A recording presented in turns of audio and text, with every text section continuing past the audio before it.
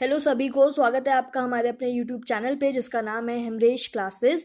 And आज हम करने वाले हैं गैसेस एंड लिक्विड्स का पार्ट 2, जिसमें हम लिक्विड्स को कवर करेंगे। तो बिना टाइम वेस्ट करे हम वीडियो की तरफ बढ़ते हैं। पसंद आए तो वीडियो को लाइक एंड कमेंट करना ना भूलें और शेयर भी। तो चलिए बढ़ेंगे। देखो भाई, लिक्विड जो है एक फ्लूइड का पार्ट है। फ्लूइड मतलब जो गैसेस एंड लिक्विड्स हैं, इन दोनों को ही हम फ्लूइड कहते हैं। क्यों कहते हैं? क्योंकि एक्चुअली में ये दोनों को हम फ्लूइड की कैटेगरी में इसलिए रख रहे हैं क्योंकि ये दोनों फ्लो करते हैं। ठीक है, तो इसीलिए फ्लूइड हुए। तो fluid can be defined as any substance which is capable of flowing. तो इसीलिए लिक्विड और गैसेस दोनों इसमें आ जाते हैं। गैसेस के बारे में हम पढ़ चुके हैं, लिक्विड के बारे में आज हम जान लेंगे। लिक्विड के बारे में वैसे हमें पता है कि उसको बहुत इजी है कि भाई लिक्विड जो है उसकी अपनी कोई शेप नहीं होती है। उसको जिस कंटेनर में डालो वो उस कंटेनर की शेप ले लेगी। लिख लीजिए कि लिक्विड की अपनी कोई शेप नहीं होती है। वॉल्यूम जो होता है वो लिक्विड का फिक्स्ड होता है। ऐसा नहीं है कि उसको जिस भी कंटेनर में डालो वो उस कंटेनर का वॉल्यूम ले लेगा। नहीं, ये गैसेस के केस में था। गैसेस में क्या था, उसको जिस भी कंटेनर में डालो वो पूरे कंटेनर में फैल जाएगी और वॉल्यूम गैस का जो है कंटेनर के बराबर हो जाएगा। लेकिन जो इसमें केस है लिक्विड में वो ये है कि शेप जो है कंटेनर जैसी हो जाएगी, पर जो वॉल्यूम है वो वॉल्यूम फिक्स्ड रहेगी in case of volume liquid. ठीक है, तो ये सब अपन लोग जानते हैं, इसमें कोई नई चीज़ नहीं है। सेकेंड चीज़ ये है कि जो इसमें इंटरमोलिकुलर फोर्सेस हैं वो गैसेस से ज़्यादा है। कैसे? गैस में क्या होता है, पार्टिकल्स दूर दूर होते हैं तो उसमें जो फोर्स ऑफ अट्रैक्शन होता है वो कम होता है। लिक्विड में क्या होता है, गैसेस के कंपैरिजन में जो इंटरमोलिकुलर जो पार्टिकल्स होते हैं वो पास पास होते हैं गैसेस के कंपैरिजन में। ठीक है, पास पास होते हैं तो इंटरमोलिकुलर फोर्स ऑफ अट्रैक्शन उनमें ज़्यादा होता है क्योंकि पास होते हैं। अगर उनमें फोर्स ऑफ अट्रैक्शन ज़्यादा नहीं होगा, पकड़ के नहीं रखेंगे मॉलिक्यूल्स को, लिक्विड मॉलिक्यूल्स को पकड़ के नहीं रखेगा, तो लिक्विड जो है फैलता जाएगा और वो वेपर के फॉर्म में आ जाएगा, यानी कि गैस में कन्वर्ट हो जाएगा। तो ये इनकी अपनी प्रॉपर्टीज होती हैं। तो जो इंटरमोलिकुलर फोर्सेस हैं लिक्विड में वो ज़्यादा होता है। ठीक है, अंडर नॉर्मल कंडीशंस, अगर नॉर्मल कंडीशंस रखें बिल्कुल कि ठीक है नॉर्मल कंडीशन है, ऐसा नहीं है कि कुछ ठंडा करने के लिए बहुत ज़्यादा रख रखा है या बहुत गर्म किसी को गैस बनाने के लिए टेम्परेचर दे रखा है, ऐसा नहीं। मतलब नॉर्मल कंडीशन में जो पानी होता है अपना, जो लिक्विड्स होते हैं वो गैसेस से ज़्यादा डेंसर होते हैं। Liquids are denser than gases, liquids are denser than gases. ठीक है, वही चीज़ आ जाती है इसमें। वही आप इसमें वो करोगे, अपना जो रीज़न होगा वो वही इंटरमोलिकुलर फोर्सेस का होगा। पार्टिकल्स जो होते हैं वो यही होगा, गैसेस में दूर दूर होते हैं, लिक्विड्स में क्लोज होते हैं, फोर्स ऑफ अट्रैक्शन होती है। तो ये लिक्विड्स डेंसर होते हैं, ज़्यादा घने कह लो, भारी कह लो, है ना। डेंसर मतलब यही होता है गैसेस से। ओके, तो ये अपना हो गया लिक्विड्स के बारे में, ये सब हम जानते थे। ठीक है, अच्छा अब जो बात करते हैं, थोड़ा ये बात करते हैं प्रेशर की। लिक्विड में जो प्रेशर होता है, प्रेशर सबको पता है फोर्स अपॉन एरिया होता है। वो मैं पहले गैसेस की अपनी वीडियो में बता चुकी हूँ कि भैया जो पार्टिकल्स हैं वो वॉल ऑफ कंटेनर की वॉल पे मारते हैं, तो जिस फोर्स से मार रहे हैं और वॉल का जो एरिया है वो फोर्स अपॉन एरिया, तो वो जो होता है वो प्रेशर होता है। प्रेशर एक स्केलर क्वांटिटी है। स्केलर और वेक्टर के बारे में मैं अपने मोशन की वीडियो में बता चुकी हूँ, तो वहाँ से आपको पता होगा। स्केलर क्वांटिटी है प्रेशर और इसकी यूनिट है पास्कल, जिसको न्यूटन पर मीटर स्क्वायर भी बोलते हैं। ये भी मैं अपनी गैसेस की वीडियो में बता चुकी हूँ। ठीक है, अब बात करेंगे जो प्रेशर होता है लिक्विड में। जो प्रेशर होता है, एक तो क्या होता है कि हॉरिजॉन्टल लेवल पर, यानी कि सेम लेवल पर। जैसा देख रहे हैं कि एक लिक्विड है, कंटेनर में एक लिक्विड भरा हुआ है और एक पॉइंट P1 है, एक पॉइंट P2 है। ये हॉरिजॉन्टल लेवल पर है, यानी कि ये इस तरह से है। अगर हम देखें कि एक P1 यहाँ है और एक P2, एक प्रेशर यहाँ है, तो अगर हम हॉरिजॉन्टल लेवल, मतलब हॉरिजॉन्टल लेवल क्या होता है, हॉरिजॉन्टल ये होता है, वर्टिकल ये होता है। ठीक है, ये जो आपकी स्लीपिंग लाइन जिसे हम कहते हैं, ये स्टैंडिंग लाइन, इस तरह से याद करो। ये स्लीपिंग लाइन जो होती है वो हॉरिजॉन्टल होती है, स्टैंडिंग वाली वर्टिकल होती है। ठीक है, तो अगर हम हॉरिजॉन्टल देखें अपना प्रेशर, यानी कि हम किसी कंटेनर में या फिर किसी रिवर में हम जैसे देखते हैं, तो अगर हम एक सेम लेवल पर हम किसी प्रेशर को नापे तो वो प्रेशर इक्वल रहता है। P1 और P2 यानी कि दोनों बराबर रहेंगे। जो प्रेशर इस पॉइंट पे रहेगा वही प्रेशर इस पॉइंट पे रहेगा। Pressure will be same at same level, ठीक है, हॉरिजॉन्टल लेवल है, सेम लेवल है, उस पर सेम रहेगा इन स्टैटिक फ्लूइड। ये भी आपको पता होना जरूरी है, मतलब एक रुका हुआ फ्लूइड है, बहता हुआ नहीं है, ठीक है। बहता हुआ यानी कि जैसे पाइप से पानी निकल रहा है तो वो मोशन में है, पानी झरने से पानी आ रहा है वो मोशन में है पानी, ठीक है। तो इस तरह से, तो लेकिन अगर जैसे हॉरिजॉन्टल लेवल पर देखें, हॉरिजॉन्टल लेवल पे मोशन वाले फ्लूइड में देखें कि जैसे पाइप हॉरिजॉन्टल लेवल पे कि पाइप से पानी निकल रहा है, तो उस केस नदी में पानी बह रहा है, तो उस केस में अगर इन केस में देखिए तो प्रेशर जो है वो डिफरेंट रहता है, ठीक है। वो जरूरी नहीं है, आप ये जानिए कि प्रेशर स्टैटिक फ्लूइड में सेम लेवल पर सेम रहता है, ठीक है। नेक्स्ट देखेंगे, नेक्स्ट है हमारा प्रेशर एट वर्टिकल लेवल।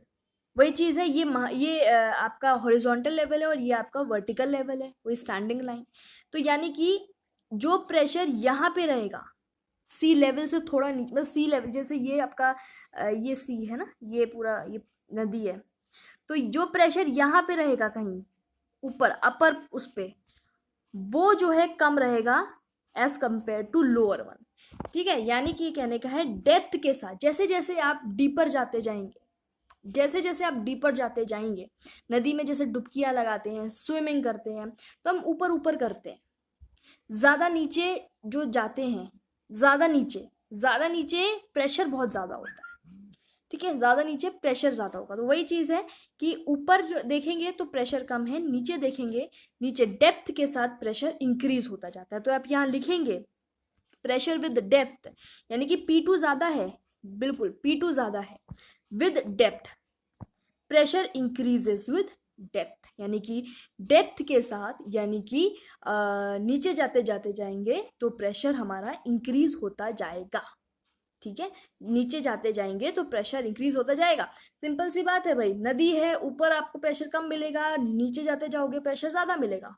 क्यों ज्यादा मिलेगा?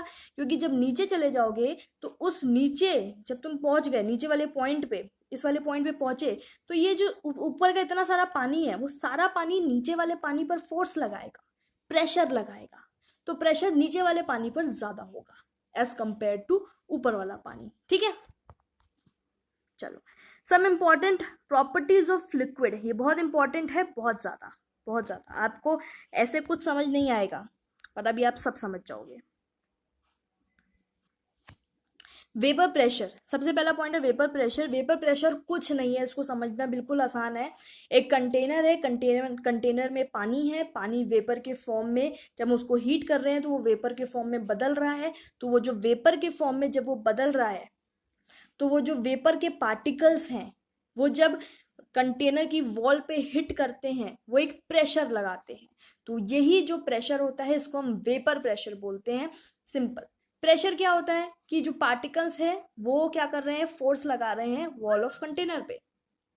वेपर प्रेशर क्या होता है, जो पार्टिकल्स हैं वो वेपर के हैं, सिंपल सी बात है, जो पार्टिकल्स हैं वो वेपर के हैं और वो फोर्स लगा रहे हैं इस बार वॉल ऑफ कंटेनर पे, तो वो होता है वेपर प्रेशर, ठीक है।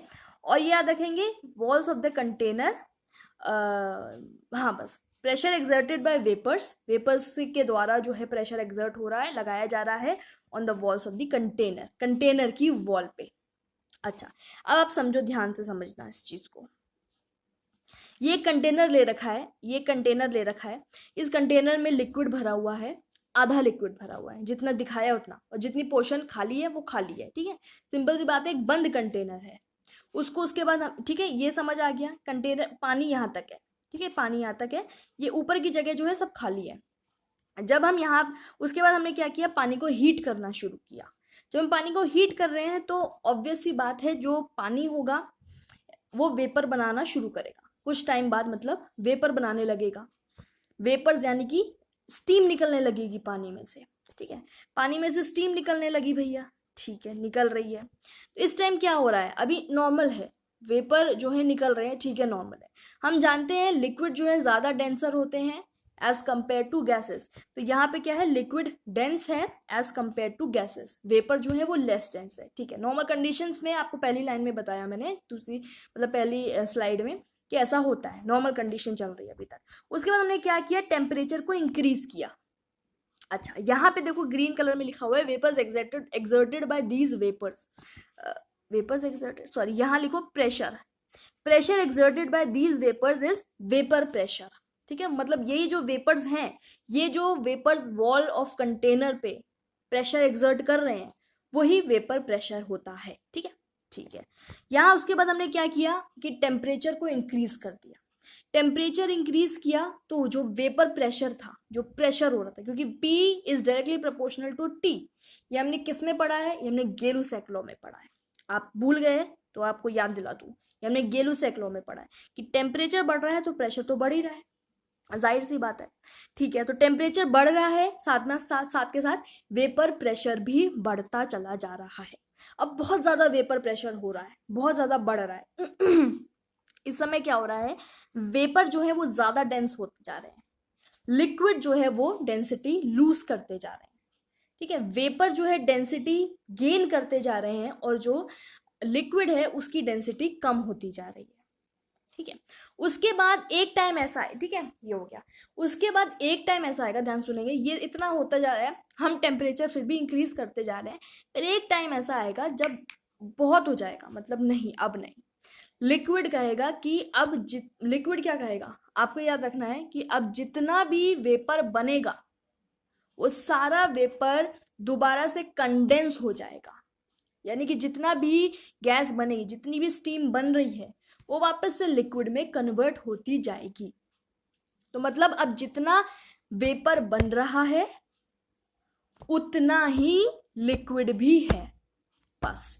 मतलब कि एक इक्विलिब्रियम स्टेट आ गई। एक इक्विलिब्रियम स्टेट किस में आ गई, वेपर में आ गई और लिक्विड में आ गई। जितनी डेंसिटी अब लिक्विड की है उतनी ही डेंसिटी वेपर की होगी एक टाइम के बाद। जितना प्रेशर वेपर का है उतना ही प्रेशर अब लिक्विड के पार्टिकल्स का भी होगा। जितना लिक्विड है उतना ही अब आपका क्या होगा, वेपर रहेगा। ठीक है, तो एक कांस्टेंट रहेगी, ये चीज सेम रहेगी। ठीक है, तो यहाँ पे क्या लिखा हुआ है कि इक्विलिब्रियम पे हम पहुंच गए हैं एक टाइम के बाद, जहां पे क्या हो रहा है, एक ऐसी स्टेट आ गई है जहां पे दोनों की डेंसिटी अब एक समान हो चुकी है, जहां पे वेपर प्रेशर और लिक्विड का प्रेशर दोनों ही कांस्टेंट यानी कि इक्वल यानी कि सेम हो चुका है। अच्छा, अब जो है इस पॉइंट पे आके इस पॉइंट पे आके जो वेपर प्रेशर होता है उसको हम कहते हैं इक्विलिब्रियम वेपर प्रेशर। लिख लीजिए, इस पॉइंट पे जहां पे वेपर प्रेशर और लिक्विड का प्रेशर सेम हो जाता है, उस पॉइंट पे हम इस वेपर प्रेशर को बोलने लग जाते हैं इक्विलिब्रियम वेपर प्रेशर, यानी कि जो वेपर प्रेशर है वो इक्विलिब्रियम में आ गया, अब सेम हो गया है, कांस्टेंट पे चला गया। ठीक है, इक्विलिब्रियम वेपर प्रेशर। उसके बाद है liquid phase and vapour phase. जो लिक्विड फेज है आपकी, जो ये लिक्विड है और जो ये वेपर बनेंगे अब एक टाइम के बाद, ठीक है, वो क्या होगा, सेम होगा। तो यहाँ पे जो टेम्परेचर होता है उस टेम्परेचर को क्रिटिकल टेम्परेचर के नाम से जानते हैं। मतलब कि देखो अभी क्या कर रहे थे हम, यहाँ टेम्परेचर लगाया, हम हीट कर रहे हैं, ठीक है, नॉर्मल हीट कर रहे हैं, वेपर्स बन रहे हैं, फिर और टेम्परेचर को हमने हीट किया, मतलब टेम्परेचर और बढ़ाया, तो यहाँ पे वेपर्स और बनने लगे, वेपर्स की डेंसिटी अब ज्यादा होने लगी, लिक्विड की कम होने लगी। उसके बाद हम और टेम्परेचर दिए जा रहे हैं, फिर एक टेम्परेचर आएगा जिस पॉइंट पे ये चीजें इक्विलिब्रियम हो जाएगी, तो उस टेम्परेचर को कहेंगे क्रिटिकल टेम्परेचर। ठीक है, क्रिटिकल टेम्परेचर। तो ये आपको चीजें समझनी थी, क्योंकि आपसे पूछ सकते हैं इक्विलिब्रियम वेपर प्रेशर क्या है, वेपर प्रेशर क्या है, क्रिटिकल टेम्परेचर क्या। क्रिटिकल टेम्परेचर एक मैंने पिछली वीडियो में बताया था, तो आपको याद होगा मैंने बताया था कि जो क्रिटिकल टेम्परेचर होता है वो टेम्परेचर है जिसके आगे अगर हम टेम्परेचर अब और बढ़ाएंगे तो अब जो है गैस जो है वो लिक्विफाइड नहीं हो सकती, यानी कि लिक्विड में नहीं बदल सकती। हाँ, हम प्रेशर के थ्रू ये काम कर सकते हैं। ये पूरी डेफिनेशन आपको क्रिटिकल टेम्परेचर की मैंने पिछली वीडियो में बताई थी लास्ट में, है ना, कि प्रेशर में be applied, high pressure apply कर सकते हैं, वो क्रिटिकल टेम्परेचर होता है। क्रिटिकल टेम्परेचर वो टेम्परेचर है जिसके ऊपर अब जाने पर गैस को हम लिक्विड में नहीं बदल सकते। हाउएवर जो प्रेशर है वो अप्लाई किया जा सकता है, तो वो चीज काम हो सकता है। तो उस टाइम पे जो प्रेशर अप्लाई करते हैं तो उस प्रेशर को भी क्रिटिकल प्रेशर कहते हैं। ठीक है, तो वही चीज़ है कि यहाँ पे टेम्परेचर इतना ज़्यादा हो गया है, इतना ज़्यादा हो गया है कि क्रिटिकल टेम्परेचर बोला जा रहा है उसको। ठीक है, यहाँ पे वेपर प्रेशर अब काम कर रहा है सारा, क्योंकि टेम्परेचर लिक्विफाइड करने का। तो ये चीज़ आपको समझ में आई, मतलब इतना डीप में नहीं जाना है, आपको ये समझना है कि वेपर प्रेशर क्या है, इक्विलिब्रियम वेपर प्रेशर क्या है, इस टेम्परेचर को क्या बोलते हैं। That's it. आपको ये पता होना चाहिए नॉर्मल कंडीशन में लिक्विड डेंसर होता है कि वेपर्स डेंसर होते हैं, तो ये चीज़ें आपको पता होनी चाहिए। ठीक है, तो ये तो हो गया वेपर प्रेशर। आगे बढ़ेंगे पूरी वीडियो इंपॉर्टेंट है। आगे अब ये क्या है, ये है liquid is heated in an open vessel, यानी कि अभी तक तो हम लिक्विड को एक बंद वेसल में, एक बंद कंटेनर में उसको हीट करे जा रहे थे, घुटन हो रही थी। अब हमने खोल दिया कंटेनर खोल दिया, अब हम उसको हीट कर रहे हैं। ये कंटेनर खोल दिया, अब हम इसको हीट कर रहे हैं। तो जो वेपराइजेशन हो रहा है, यानी कि जो वेपर्स बन रहे हैं वो सरफेस पर से बन रहे हैं। अभी नॉर्मल चीज़ है कि हम हीट कर रहे हैं और सरफेस से जो है क्या हो रहा है, वेपराइजेशन हो रहा है।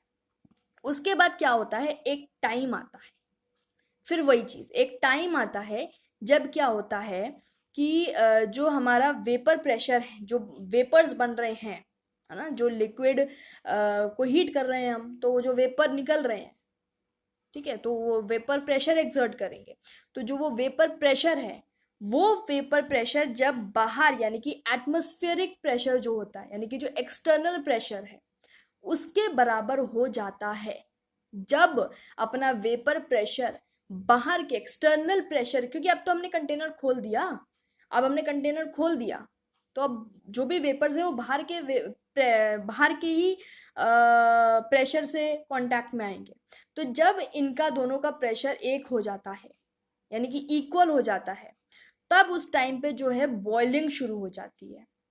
यानी कि उस टाइम पे जो आपका वेपराइजेशन हो रहा होता है वो बल्क से हो रहा होता है। यानी कि जो मैंने बताया था आपको, बॉइलिंग और इवेपोरेशन में अंतर, इवेपोरेशन सरफेस से होता है, बॉइलिंग बल्क में से होता है। तो यहाँ पे इवेपोरेशन हो रहा था, सरफेस से हो रहा था। बॉइलिंग कब होगी, जब ये टेम्परेचर, यानी कि जो प्रेशर है, वेपर प्रेशर और एक्सटर्नल प्रेशर, वो दोनों बराबर हो जाएगा। एक चीज मैंने आपको एक अपनी जो वीडियोस में बताई थी, मैटर जब मैं पढ़ा रही थी, ये चीज कि जो बॉइलिंग हो रही है वो किस टेम्परेचर पर, यानी कि बॉइलिंग पॉइंट, जिस टेम्परेचर पे जो लिक्विड है वो बॉइल करना शुरू कर देता है, ठीक है, बल्क में से उनका वेपर्स बनने लग जाता है, तो वो कौन सा टेम्परेचर होता है, वो टेम्परेचर होता है यानी कि नॉर्मल बॉइलिंग पॉइंट जिसे कहते हैं, 100 डिग्री सेल्सियस था, बताया था मैंने, याद हो तो। अब आप कंफ्यूज बिल्कुल नहीं होंगे, वही चीज है, सिंपल वही चीज है, बॉइलिंग पॉइंट आपका 100 डिग्री ही सेल्सियस है। तो यानी कि मैंने क्या बोला, मैंने बोला कि एक टाइम ऐसा आता है जब वेपर प्रेशर जो है बाहर के एक्सटर्नल प्रेशर से इक्वल हो जाते हैं, तब उस टेम्परेचर पे क्या होता है, बॉइलिंग शुरू हो जाती है। और अगर आप वो देखें कि वो टेम्परेचर कितना है, तो वो 100 डिग्री सेल्सियस का टेम्परेचर होता है। सारी चीज़ें यहाँ क्लियर हो गई, क्योंकि आप कंफ्यूज हो रहे होगे पहले वाली वीडियो से कि 100 डिग्री सेल्सियस बताया था बॉइलिंग पॉइंट मैम ने पिछली वीडियो में, पिछली मतलब मैटर की वीडियो में, अभी पूरा कंफ्यूजन हो रहा है। तो कुछ कंफ्यूजन की जरूरत नहीं है, normal boiling point 100 degree Celsius ही है। लेकिन अभी हम क्या पढ़ रहे हैं, प्रेशर के बारे में पढ़ रहे हैं, लिक्विड का प्रेशर। तो जब लिक्विड में से वेपर्स निकल रहे, तो एक टाइम आएगा जो वो वेपर प्रेशर होगा वो एक्सटर्नल प्रेशर के बराबर हो, यानी कि एटमॉस्फेयर प्रेशर के बराबर हो जाएगा, 1 atm के बराबर हो जाएगा। किसके, 1 atm के, एट 1 एटमॉस्फेरिक प्रेशर के बराबर हो जाएगा। तब उसको जो हम कहेंगे कि हाँ बॉइलिंग शुरू हो गई, और वो चीज होती है 100 डिग्री सेल्सियस पे। ठीक है, अच्छा, अब क्या देख रहे हैं, नॉर्मल बॉइलिंग पॉइंट जो है वो 100 डिग्री सेल्सियस पे हम देख चुके, एट 1 एटमॉस्फेरिक प्रेशर। उसके बाद एक होता है स्टैंडर्ड बॉइलिंग पॉइंट, जो 1 बार प्रेशर पे। देखो प्रेशर की दोनों यूनिट होती है, एटमॉस्फेरिक भी होती है, पास्कल भी, बहुत सारी होती हैं, किलो पास्कल, पास्कल, टॉर, और ये अपनी बार, एटीएम, ठीक है, न्यूटन पर मीटर स्क्वायर, बहुत सारी यूनिट होती है। तो क्या है, जब 1 atm प्रेशर पे जो नॉर्मल बॉइलिंग पॉइंट रहेगा वो 100 डिग्री सेल्सियस रहेगा, और जो 1 बार प्रेशर पे बॉइलिंग पॉइंट रहेगा वो 99.6 डिग्री रहेगा, जिसको हम स्टैंडर्ड बॉइलिंग पॉइंट कहते हैं। जो ये स्टैंडर्ड बॉइलिंग पॉइंट है वो थोड़ा सा स्लाइटली लोअर है नॉर्मल से, क्योंकि नॉर्मल देखना पूरा 100 डिग्री पे है और जो स्टैंडर्ड है वो 99.6 पे है, तो यानी कि बहुत छोटी सी ही डिफरेंस है, तो स्लाइटली लोअर। ठीक है, तो ये चीज़ें आपको समझ में आ गई बहुत बढ़िया तरीके से। चलो अब एक चीज़ याद रखना कि बॉइलिंग जो है क्लोज्ड वेसल में नहीं हो सकती, जाहिर सी बात है बॉइलिंग क्लोज्ड वेसल में नहीं होगी। ठीक है, ये ध्यान रखना। अब आएगा सरफेस टेंशन, और ये वाकई में टेंशन देने वाला है, वाकई में टेंशन। देखो सबसे पहले देखेंगे सरफेस टेंशन की यूनिट क्या है। सरफेस टेंशन की यूनिट है न्यूटन पर मीटर, और इसको डिनोट करते हैं हम गामा से। ठीक है, अब देखो it is defined as the force acting per unit length. Force है ये, एक्ट करता है per unit length, perpendicular to the line drawn on the surface of liquid. कुछ समझ में नहीं आया? ठीक है, अभी समझो, ध्यान से सुनना मेरी बात। देखो ये जो मैंने कंटेनर बनाया, थोड़ा जूम कर देती हूँ इसे, फाइन। देखो भाई ये जो मैंने कंटेनर बनाया है, इस कंटेनर में यहाँ तक का पानी है। ठीक है, यहाँ तक पानी है, ये पूरा पानी अंदर है और यहाँ पे ये सरफेस है पानी का। अब क्या होगा, पार्टिकल्स इस सरफेस पे भी होंगे। ठीक है, इस सरफेस, ब्लू ले लूं, ब्लू ज्यादा सही है ना। इस सरफेस पे पानी है, ठीक है, मतलब इस सरफेस पे है पार्टिकल्स, और पार्टिकल्स अंदर भी है। ठीक है, पार्टिकल्स अंदर भी हैं और इस सरफेस पे भी है। अभी क्या हो रहा है कि देखो जो मॉलिक्यूल्स हैं वो पूरे पानी में प्रेजेंट होंगे। ठीक है, चाहे वो मॉलिक्यूल सरफेस पे हो, चाहे वो अंदर हो पानी में, बल्क में हो। ठीक है, बल्क के अंदर प्रेजेंट हो मॉलिक्यूल्स, मतलब पूरे पानी में मॉलिक्यूल्स आपके प्रेजेंट रहेंगे, पार्टिकल्स प्रेजेंट रहेंगे। ठीक है, तो अभी क्या होता है कि जब जो मान लो बल्क है, तो यहाँ बल्क वाला यहाँ समझ लेते हैं। क्या होता है, ये पानी है आपका, ये पूरा पानी है आपका, इसमें जो पार्टिकल, एक पार्टिकल का एग्जांपल लिया है मैंने, यानी कि ये जो आपका पार्टिकल है बीच में, इसको क्या होता है, इसको फोर्स कहाँ कहाँ से मिल रहा है, इस पार्टिकल पे फोर्स कहाँ कहाँ से लग रहा है। एक्चुअली में क्या होता है, यहाँ पार्टिकल है, एक पार्टिकल यहाँ है, एक पार्टिकल यहाँ है, एक पार्टिकल यहाँ है, यहाँ यहाँ यहाँ यहाँ यहाँ, हर जगह पार्टिकल है। ये क्या करते हैं ना, ये अपनी अपनी साइड से पूरे पानी को, मतलब अपनी अपनी साइड से पार्टिकल्स को खींचते हैं। कहने का मतलब है, कैसे समझाऊं इसको, देखिए ध्यान से समझने की कोशिश करेंगे। इसमें क्या होता है कि जो लिक्विड होता है ना, उसकी एक टेंडेंसी होती है कि वो बिल्कुल एक सिकुड़ के रहना पसंद करता है। ठीक है, मतलब चाहता है कि कम से कम एरिया में वो अपना सिमट जाए। ठीक है, तो मान लो जैसे लिक्विड है हमारे पास, ये वाइट जो पोर्शन है पूरा लिक्विड है। ठीक है, अब मैं पूरा लिक्विड नहीं बनाऊंगी, कंफ्यूजन हो जाता है, पूरा हौच पौच। ये पूरा लिक्विड है वाइट पोर्शन। ठीक है, ये ब्लू समझ लो, ये लिक्विड है। इस लिक्विड में एक पार्टिकल है, मान लो यहाँ पर। ठीक है, इस लिक्विड में एक पार्टिकल है यहाँ पर। अब इस पार्टिकल पे क्या हो, और साइड में भी बहुत सारे सब कुछ है, मतलब पार्टिकल्स तो होंगे ही ना, लिक्विड है, पूरे में पार्टिकल्स भरे हुए हैं। अब ये जो पार्टिकल है, इस पार्टिकल पे सोच के देखो, इस पार्टिकल पे हर साइड से फोर्स लगेगा, यहां से भी लग रहा है, यहां से भी, यहां से भी, यहां यहां यहां यहां, मतलब हर साइड से इस पे एक फोर्स, इंटरमॉलिक्यूलर हम कहेंगे उस फोर्स को, मतलब हर साइड से लग रहा है। और वो जो फोर्स लग रहा है वो इक्वल फोर्स लग रहा है। ठीक है, तो ये जो इंटरमॉलिक्यूलर फोर्स लग रहा है, intermolecular forces from all the sides that are equal. ठीक है, वो इक्वल है। तो अब इस वजह से क्या होगा, ये जो लिक्विड है हर साइड से इस पे अंदर की तरफ फोर्स लग रहा है। ठीक है, तो अभी क्या होगा, ये जो ड्रॉप, ये जो लिक्विड है, जो पार्टिकल है, जो लिक्विड की ड्रॉप है, जो भी है ये क्या करेगा, मिनिमम, कम से कम सरफेस एरिया ऑक्यूपाई करेगा, क्योंकि इस पे फोर्स ही इतना मतलब इनवर्ड्स अंदर की तरफ इस पे फोर्स लग रहा है। तो क्या करेगा, ये एक मिनिमम सरफेस एरिया कर लेगा ऑक्यूपाई। और वो जो मिनिमम सरफेस एरिया ऑक्यूपाई करता है एक लिक्विड का ड्रॉप कह लो या कुछ भी कह लो, लिक्विड पार्टिकल, वो एक स्फेरिकल होती है। ठीक है, यानी कि अगर आपसे कोई पूछे कि मिनिमम सरफेस एरिया की जो प्रॉपर्टी है लिक्विड की, वो कौन सी शेप सेटिस्फाई करती है, तो वो स्फेरिकल होती है, वो एक सर्कल की शेप, मतलब एक सर्कल की शेप एक ऐसी शेप है जिसमें मिनिमम से मिनिमम सरफेस एरिया रहता है। ठीक है। तो वही चीज़ है कि अब ये पार्टिकल जो है मिनिमम सरफेस एरिया में है, क्योंकि इस पे फोर्स जो है हर साइड से फोर्स लग रहा है, मिनिमम सरफेस एरिया। तो अब जो पार्टिकल ऊपर है ना, जो ये मतलब, तो आपको ये मैं बता दूं कि यही सरफेस टेंशन है। अब देखो ये जो पार्टिकल्स, मान लो ये हमारा पूरा कंटेनर मैंने बताया था वाइट पोर्शन, तो ये जो चीज़ है, कंटेनर तो ऊपर तक है, पानी यहाँ तक भरा हुआ है, ठीक है। अच्छा, अब इस सरफेस है, ये सरफेस है पानी का, ये पानी का सरफेस है। इस सरफेस के ऊपर यानी कि इधर कोई पानी नहीं है, तो अब यहाँ के जो पार्टिकल्स होंगे इनके ऊपर जो फोर्स लगेगा वो सारा नीचे से लगेगा, ठीक है, सारा नीचे से फोर्स लगेगा। यानी कि ये जो पार्टिकल्स होंगे, यहाँ के जो सारे पार्टिकल्स प्रेजेंट हैं, वो जो है इस पार्टिकल को डाउनवर्ड्स डाउनवर्ड्स खींचने की कोशिश कर रहे हैं, ताकि ये जो सरफेस पे पार्टिकल है ये भी मिनिमम एरिया ऑक्यूपाई कर सके, क्योंकि ऊपर तो कोई पानी नहीं है, तो ये नीचे खींच रहे हैं उन पार्टिकल्स को, ठीक है। तो अगर आपसे कोई पूछे कि जो बल्क में जो पार्टिकल प्रेजेंट है, इन पे जो नेट फोर्स है वो क्या है, जीरो है, नेट फोर्स जीरो है। पर इन पार्टिकल पे जो नेट फोर्स है सरफेस वाले पार्टिकल पे, वो कितना है, वो मतलब वो कितना क्या, वो मतलब वो कहाँ पे, वो डाउनवर्ड्स है, जो नेट फोर्स है वो डाउनवर्ड्स होगा। तो हो सकता है आपको अभी क्लियर ना हो रही हो पिक्चर, पर आपको ये समझना है सरफेस टेंशन में कि ये एक ऐसी प्रॉपर्टी है जो मिनिमम सरफेस एरिया को ऑक्यूपाई करना चाहती है।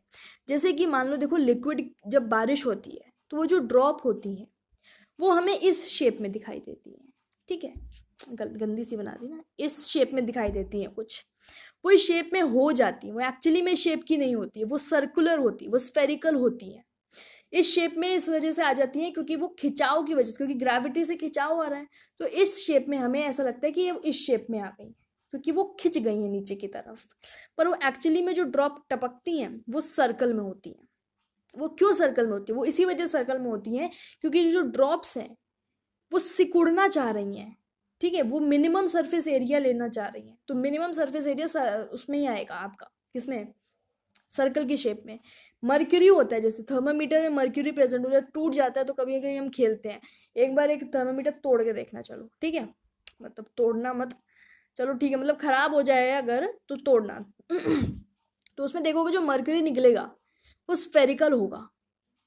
ऐसा नहीं है कि वो जो लिक्विड का ड्रॉप है वो आपकी ज़मीन पे गिर के पूरा बिखर जाएगा, पानी बन जाएगा, नहीं, वो लिक्विड रहता है, ड्रॉप में रहता है, सर्कुलर में रहता है। क्यों, क्योंकि वो सिकुड़ना चाह रहा है, सिंपल सी बात है, उस पर फोर्स लग रहा है, तो वो जो पार्टिकल है वो सर्कल बन गया है, ठीक है। तो ये चीज़ है, तो इसीलिए स्फेरिकल शेप जो है वो इस प्रॉपर्टी को सेटिस्फाई करता है, जो आपको ये याद रखनी है, ठीक है। तो ये चीज़ तो हो गई आपकी सरफेस टेंशन की। अब जो डेफिनेशन आप याद रखोगे वो कुछ इस तरह से, अगर ऐसा पूछा जाए तो आपको लिखना है कि ये सरफेस टेंशन है, यानी कि it is defined as the force. अब देखो ये जो है यहाँ पे इस पार्टिकल के ऊपर फोर्स लग रहा है, ठीक है, force acting per unit length perpendicular to the line drawn on the, अब ये लाइन है, एक लाइन हमने ड्रॉ कर दी है सरफेस ऑफ लिक्विड पर, ठीक है। अब इस लाइन के परपेंडिकुलर फोर्स लगता है, यानी कि डाउनवर्ड्स ऐसे फोर्स लगता है, तो ऐसे लग रहा है ना, तो ये परपेंडिकुलर हो गया। तो सरफेस ऑफ लिक्विड पे जो लाइन ड्रॉ करी हुई है उस लाइन के परपेंडिकुलर जो फोर्स लग रहा है, और जो ये लाइन है इसकी लेंथ हमने एल ले ली है, तो पर यूनिट लेंथ फोर्स जो एक्ट हो रहा है परपेंडिकुलर, उसको सरफेस टेंशन कहते हैं, ठीक है। तो आपको इतना डीप में घुसने की जरूरत नहीं है, आपको आइडिया मिल गया हालांकि सरफेस टेंशन क्या है, बस आपको याद रखना है सिकुड़ना चाहता है, बस, ठीक। अच्छा, magnitude of surface tension of a liquid depends on the attractive forces, यानी कि वही चीज है सरफेस टेंशन, यानी कि उतना सिकुड़ेगा, हम ये बोलते हैं कितना सिकुड़ गया, तो मतलब उतना सिकुड़ेगा जितना अट्रैक्टिव फोर्सेस ज्यादा होंगे, जितना ज्यादा उसको अट्रैक्ट कर रहे हैं मॉलिक्यूल्स, ठीक है, उस लिक्विड ड्रॉप के, तो उतना ज्यादा वो स्फेरिकल हो जाएगा, उतना मिनिमम सरफेस एरिया ले लेगा, छोटे से छोटा लिक्विड, ठीक है, ड्रॉप, सर्कल मतलब। अच्छा, फोर्सेस यानी कि जो सरफेस टेंशन है वो डायरेक्टली प्रोपोर्शनल है इन फोर्सेस के, यानी कि जितना फोर्स उतना सरफेस टेंशन।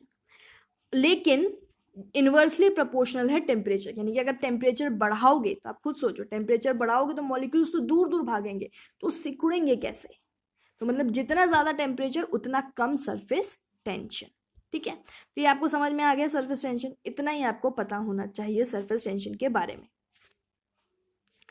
कभी कभी ना क्वेश्चन पता है आपसे नहीं पूछेगा सरफेस टेंशन क्या है, ऐसा क्वेश्चन कोई नहीं पूछता है। आपसे पूछ लेगा चूज द करेक्ट वन या choose the odd one out, उसमें 4 ऑप्शन दे देंगे।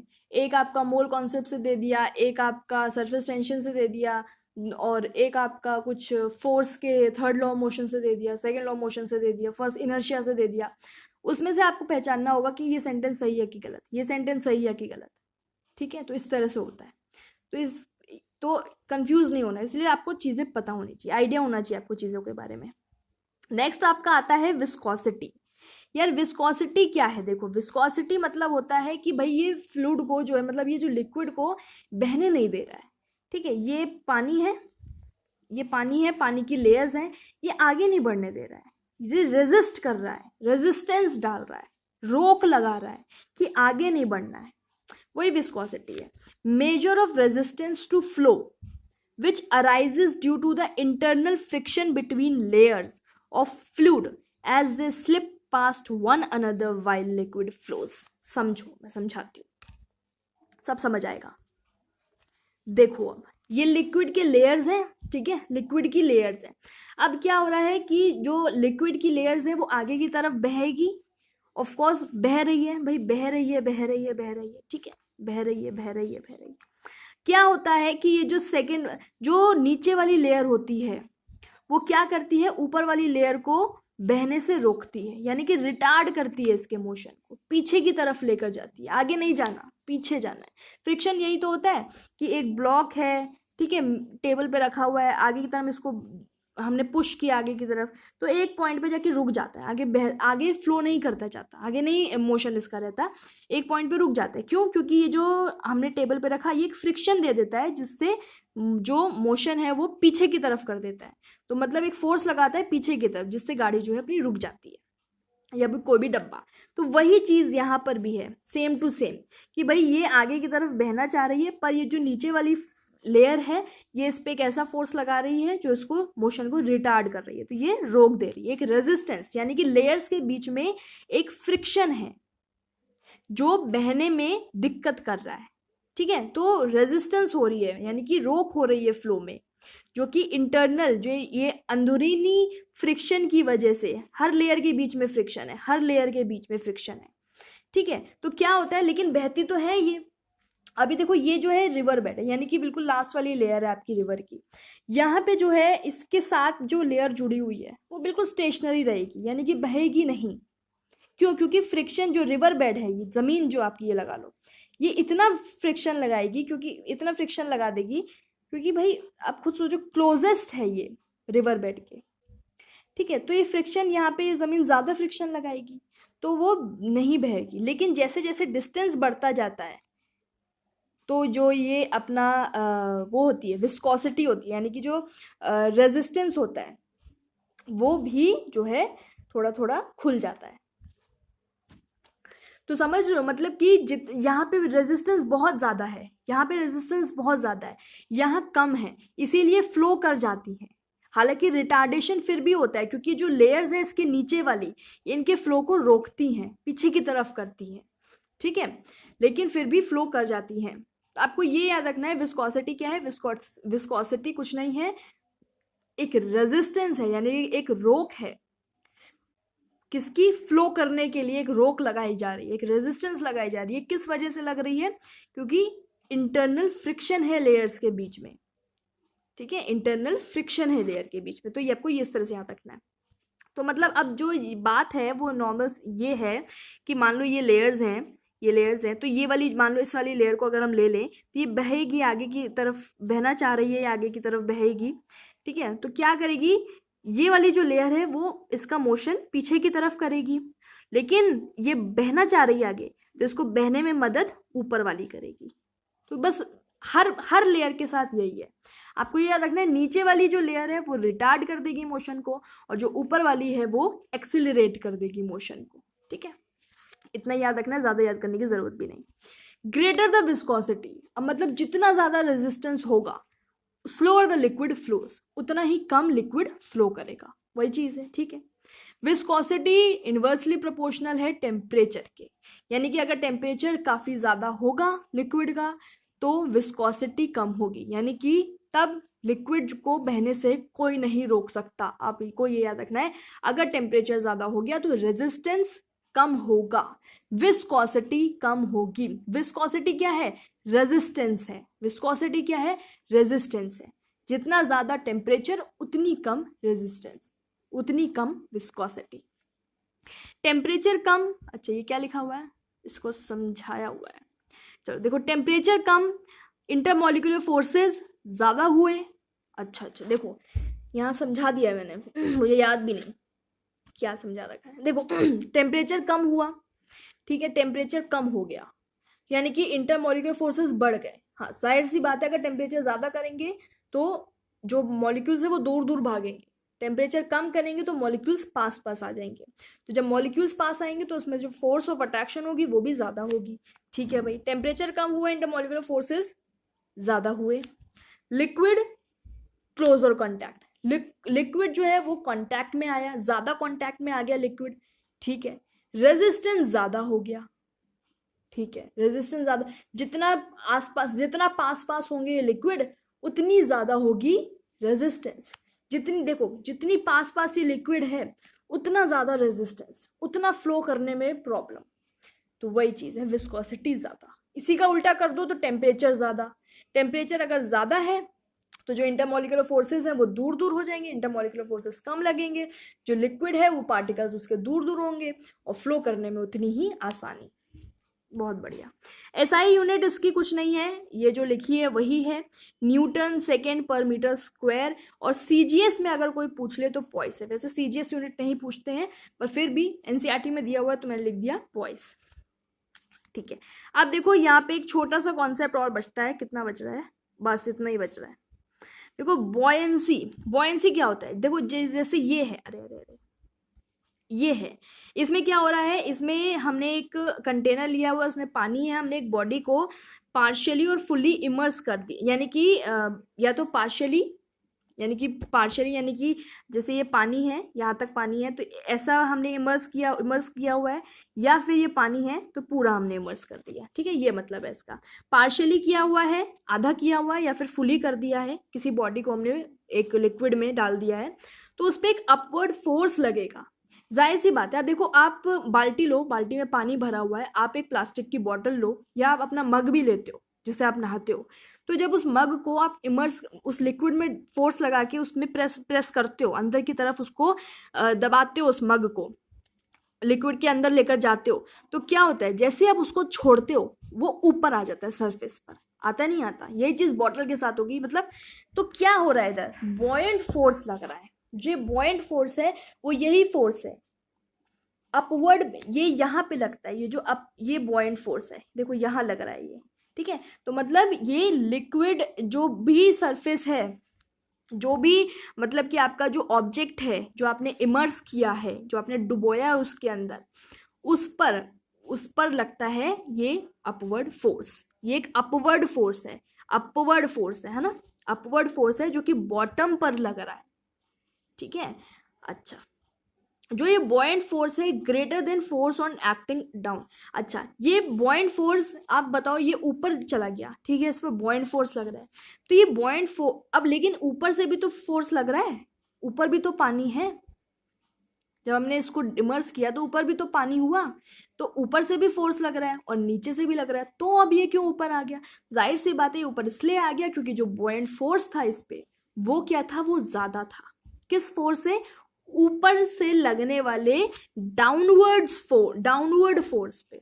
ऊपर लग रहा है ना, ये ऑब्जेक्ट है आपका, ऊपर लग रहा है फोर्स, लेकिन डाउनवर्ड डायरेक्शन में लग रहा है, तो डाउनवर्ड डायरेक्शन में लग रहा है और ये जो है अपवर्ड डायरेक्शन में लग रहा है, ठीक है, ये अपवर्ड डायरेक्शन में लग रहा है, तो यानी कि ये फोर्स ज्यादा है, ये फोर्स कम है, ठीक है।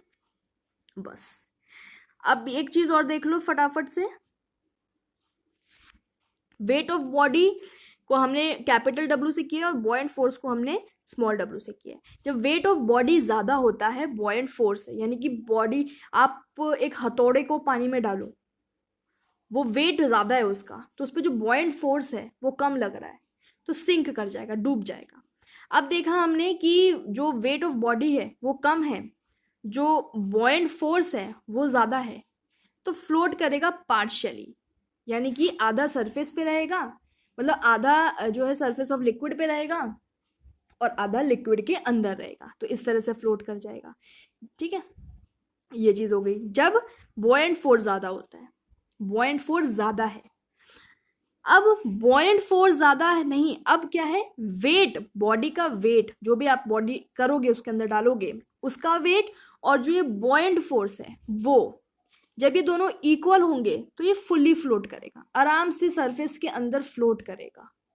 ठीक है, इसी को लॉ ऑफ फ्लोटेशन भी कहते हैं, इसी को लॉ ऑफ फ्लोटेशन भी कहते हैं। तो ये तीन चीज़ आपने याद रखी, जब वेट ज़्यादा हुआ तो सिंक कर गया, जब वेट कम हुआ तो फ्लोट किया पर पार्शियली किया, पर जब वेट इक्वल हो गया बॉयंट के तो प्रॉपरली फ्लोट किया। ठीक है, तो ये चीज़ आपको आई होप समझ आई होगी। कंफ्यूजन होगा, बार बार वीडियो को देखोगे तो सारी चीज़ें समझ में आ जाएगी। बॉयंसी कुछ नहीं है, बस एक फोर्स है जो कि अपवर्ड डायरेक्शन में लग रहा है, जो ऊपर की ओर लग रहा है, ताकि जो आपका ऑब्जेक्ट है वो क्या हो, वो पानी के ऊपर आ जाए। सिंपल सी बात है, वो जो फोर्स होता है वो बॉयंट फोर्स होता है। अगर ये फोर्स ज़्यादा है तो ही ऊपर की तरफ आएगा, फोर्स कम है तो बॉडी जो है सिंक कर जाएगी। ठीक है, pascal law, pascal law last वाला बचा है। ये कुछ नहीं कहता, ये कहता है कि लिक्विड में प्रेशर, हर जगह लिक्विड में हर जगह हर पार्टिकल पे जो प्रेशर होगा वो एक होगा। ठीक है, ये कहता है everywhere in the fluid, everywhere in the fluid is pressure, the pressure exerted anywhere in a liquid is transmitted equally in all directions through out the liquid. यानी कि मान लो यहाँ कोई प्रेशर है तो यहाँ पे भी सेम प्रेशर, यहाँ पे भी सेम प्रेशर, यहाँ पे भी सेम प्रेशर, यहाँ पे भी सेम प्रेशर, ये पास्कल लॉ कह रहा है। लेकिन अभी हमने एक चीज़ पढ़ी पहले, अभी हमने पीछे एक चीज़ पढ़ी कि जो डेप्थ के साथ अगर हम नीचे जाते जाएंगे तो प्रेशर जो है हमारा इंक्रीज होता जाएगा, ये हमने पढ़ी। तो एक्चुअली में पास्कल लॉ का मतलब क्या है, पास्कल लॉ का मतलब ये है, मान लो ये आपका एक हमने बना दिया कुछ हाइड्रोलिक लिफ्ट, इसका एग्जाम्पल दे रखा है ना आपकी बुक में, इसीलिए मैं आपको इसका एग्जाम्पल दे रही हूँ। यहाँ हमने एक पिस्टन बना दिया, यहाँ पे भी हमने एक यहाँ हमारा पानी, इतने में हमारा पानी भरा हुआ है। ठीक है, ये पूरा हमारा पानी भरा हुआ है। ठीक है, अब क्या है, हमने यहाँ इस पिस्टन को दबाया, इस पिस्टन को हमने दबाया। ठीक है, दबाया हमने इस पिस्टन को, दबाया।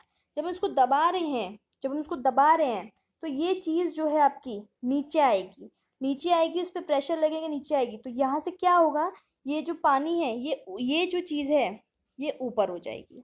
इसको आप देखना, हाइड्रोलिक लिफ्ट को आप डालना, उस पर डालना, गूगल पे डालना या यूट्यूब पे डालना, उसको देखना क्या होता है। एक जगह से जब हमने इसको पिस्टन को दबाया तो दूसरी जगह से पानी जो है ऊपर उठ गया।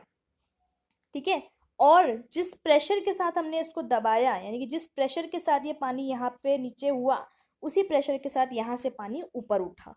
तो मतलब ये कहने का है कि अगर हम जिस भी लिक्विड के जिस भी पॉइंट पे प्रेशर लगा रहे हैं वो प्रेशर इक्वली दूसरी जगह ट्रांसमिट हो जाएगा।